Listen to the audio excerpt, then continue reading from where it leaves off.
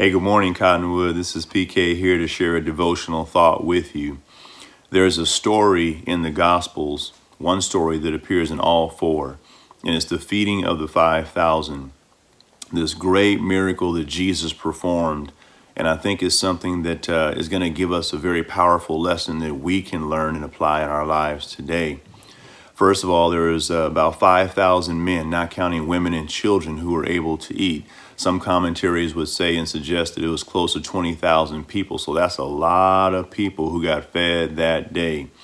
And how did it start, though? I mean, the miracle was that they all got to eat, and then there were some fragments that were left over, but it didn't start there. It started with multitudes and multitudes of people who were hungry and they needed something. And there wasn't even any resources that Jesus or his disciples actually had. They actually happened to come across a young boy who had some 5 barley loaves and a couple of pickled fish. And, one of Christ's disciples says, "What is this among so many?" And Jesus took that little boy's lunch, put it into his hands, and he did something powerful. And I want to read this verse to you in verse number 11. It says, "And Jesus took the loaves, and when he had given thanks, he distributed them to the disciples, and the disciples to those sitting down, and likewise of the fish, as much as they wanted." See, Jesus took this little bit, this little lunch, and he gave thanks. Literally, he expressed gratitude. He expressed appreciation.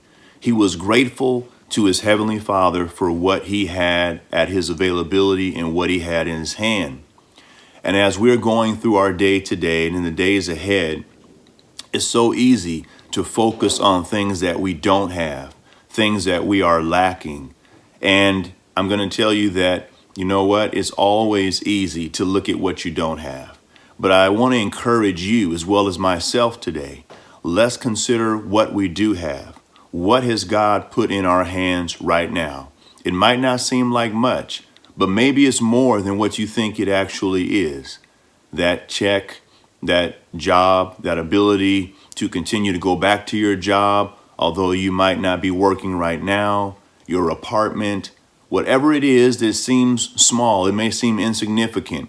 I want to encourage you to take a moment and thank God for it.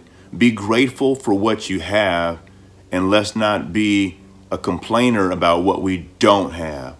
Think about that today. May it encourage your heart. God bless you.